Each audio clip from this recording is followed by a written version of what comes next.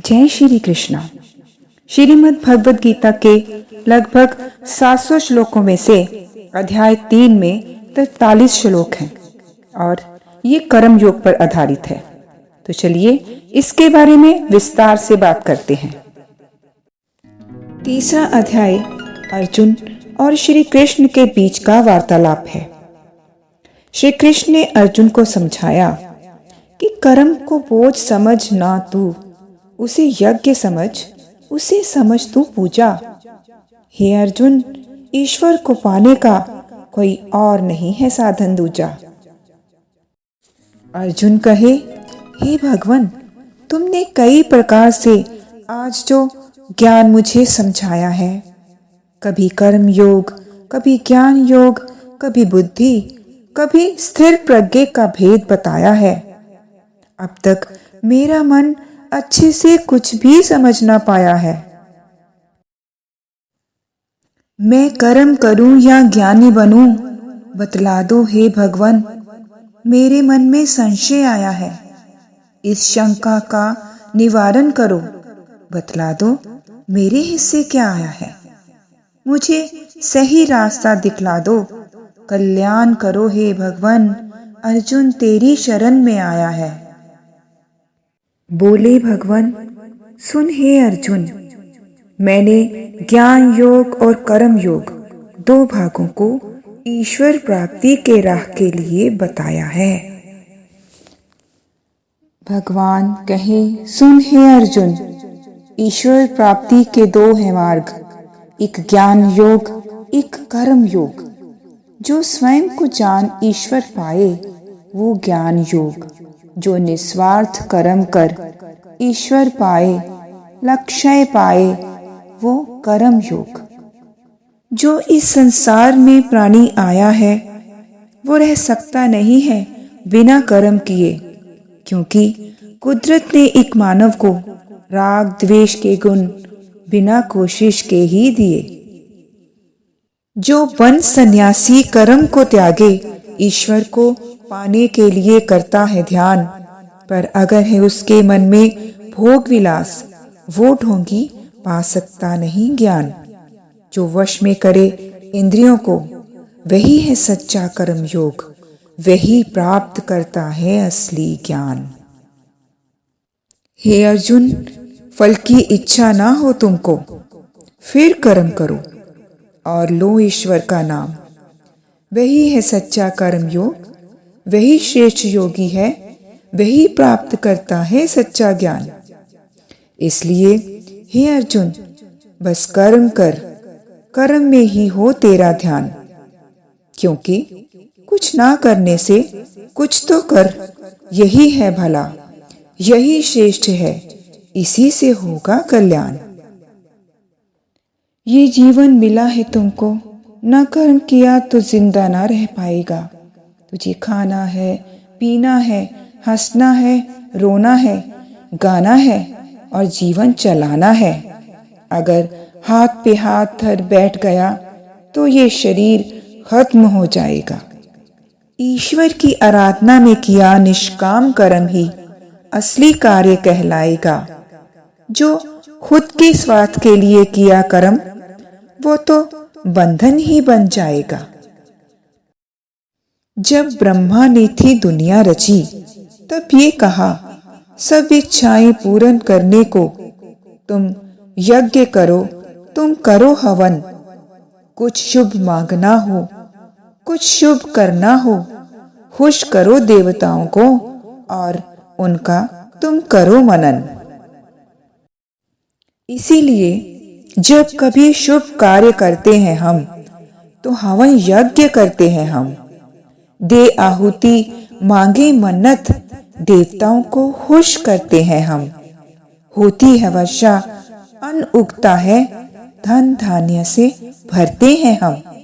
लेकिन अगर बिन पूजा, बिन अर्पण किए जो खुशियां मनाए, तो श्रीमद् भगवद गीता के अनुसार मनुष्य नहीं, चोर हैं हम। श्री कृष्ण कहे, हे अर्जुन सुन, बलि वैश्व देवादि पंच यज्ञ का अर्थ तुझे समझाना है। पहले देवताओं को भोजन तर्पण करना है, फिर खाना है, तभी पापों से छूट जाना है। खुद ही पकाए, खुद ही खा ले, ये पाप नहीं अपनाना है। हे अर्जुन, अन्न से कैसे कल्याण जुड़ा है, सबको ये समझाना है।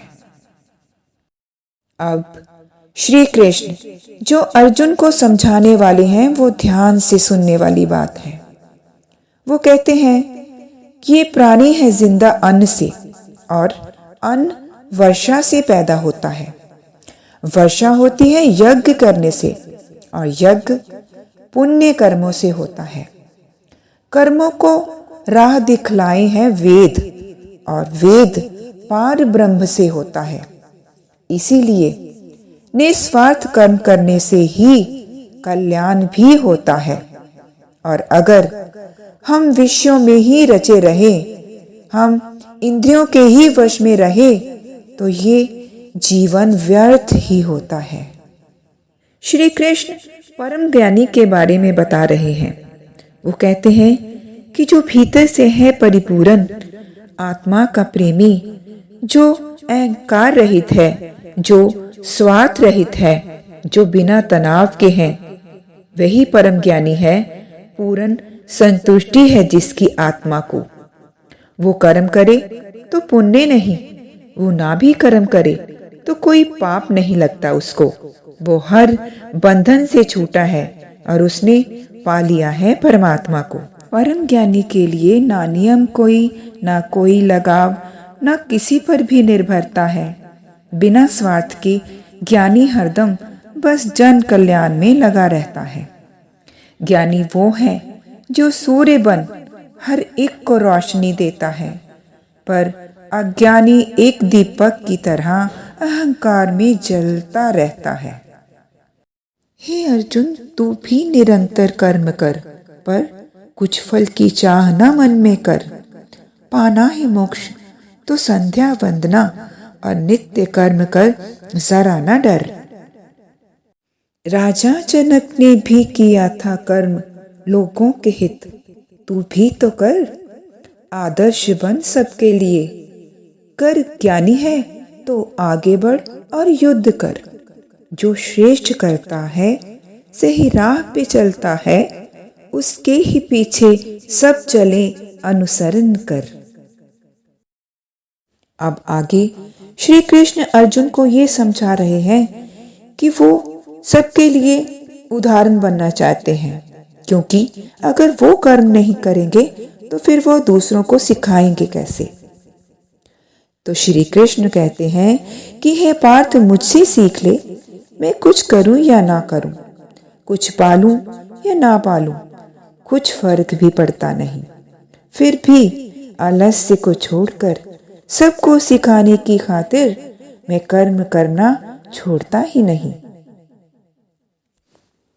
मैं कर्म करना छोड़ दूं तो धर्म संकट में पड़ेगा, सब नष्ट ही हो जाएगा। फिर इस अनर्थ, इस मर्यादा के नाश का कारण ये समाज मुझको ही ठहराएगा, और इस समाज का नाशी कृष्ण ही कहलाएगा। श्री कृष्ण कहते हैं, हे पार्थ, तू और मैं और ज्ञानी और सब विद्वान, सब जो सावधानी दिखलाएंगे, सबके लिए, सारे संसार के लिए कर्मों के सही रास्ते बन जाएंगे और जन कल्याण के लिए सब कर्म करते जाएंगे। सत्व का ज्ञान, रजस की ऊर्जा, तमस का आलस्य, ये हैं प्रकृति के 3 गुण। समझा दे हर ज्ञानवान अल्प ज्ञानी को ये तीनों गुण। मानव व्यवहार को, कर्मों को, मन को और चेतना को करे जो नियंत्रण, ज्ञानी न फंसे इसमें, लेकिन अज्ञानी का भटक जाए मन। इसीलिए हे अर्जुन, समझ लो कि तुम खुद नहीं करते हो अपने कर्म, तुमसे करवाए ये सत्व, रजस और तमस के तीनों गुण। इसीलिए हे अर्जुन, छोड़ लगाव, बस निष्काम कर्म करें तू भी और इस दुनिया के भी सभी जन। श्री कृष्ण कहे, हे अर्जुन, ईश्वर को समर्पित कर तू कर्म। एक योद्धा है, एक वीर है तू, बस युद्ध कर। तेरा है कर्म, तू युद्ध कर, तू युद्ध कर। फल की आशा ममता को छोड़, दुखों से रहित हो, बस युद्ध कर। यही कर्म है तेरा, युद्ध कर। श्री कृष्ण अर्जुन से कह रहे हैं, श्रद्धा से मेरे वचनों को जो मान ले, निंदा ना करे, वो कर्मों के बंधन से मुक्त ही हो जाते हैं। जो मेरी दिखाए कर्म के मार्ग को ना माने, वो अज्ञानी है, वो मूर्ख है, वो नष्ट ही हो जाते हैं। इच्छाएं तेरी, तेरी नफरतें, ये राग द्वेष, इनसे तुम ऊपर तो उठो। ये मोक्ष मार्ग के बाधक हैं, ये शत्रु हैं, इनका तुम पीछा ना करो। जो कर्म तेरा, जो धर्म तेरा, चाहे अच्छा हो चाहे हो बुरा, तू वो ही कर। दूजे का धर्म चाहे बेहतर हो, तू बस अपने ही धर्म का पालन कर। तू क्षत्रिय है, तेरा धर्म है युद्ध। मर गया तो स्वर्ग में जाएगा, ना लड़ा तो जाएगा तू नरक। इसलिए जो सही है वही आचरण कर। अर्जुन पूछता है, हे भगवान, कोई बुरा ना करना चाहे फिर भी क्यों अधर्म की राह अपनाता है? वो कौन है शत्रु जो इच्छा ना होने पर भी मानव से पाप कर्म करवाता है? श्री कृष्ण कहे, सुन हे अर्जुन, जो कामना पूरी ना हो तो वो क्रोध में बदल जाती है। काम और क्रोध दो शत्रु मानव के हैं। ये दोनों मिल जाएं तब बुद्धि भ्रष्ट हो जाती है। जैसे धुआं ढके अग्नि को, धूल दर्पण को ढके रहती है, जेर सी झिल्ली ढके गर्भ को, वैसे ही ज्ञान को इच्छा ढके रहती है। हम देख ना पाए अग्नि को जो छाए धुआं, न देख सके मुख शीशे में धूल उसे जब ढक जाए। ये कामनाएं है ना, ये वैरी हैं, ये शत्रु हैं, ये ज्ञान मनुष्य का हर जाए। अग्नि को लकड़ी मिलती रहे, वो बढ़ती बढ़ती बढ़े जाए। एक इच्छा पूरी हो जाए, दिल करता है कुछ और मिले, कुछ और मिले, यूं ही कामनाएं बढ़ती जाएं।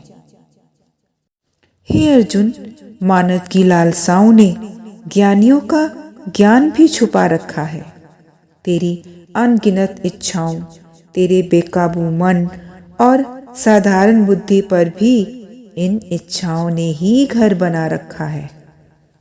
ये मन तो मोहित हो जाता है, क्योंकि इंद्रियां, मन और बुद्धि मानव को ललचाए हैं। इन पर जो काबू पाले मानव तो सही है, न काबू पा सके तो सदा ही पाप कमाए है।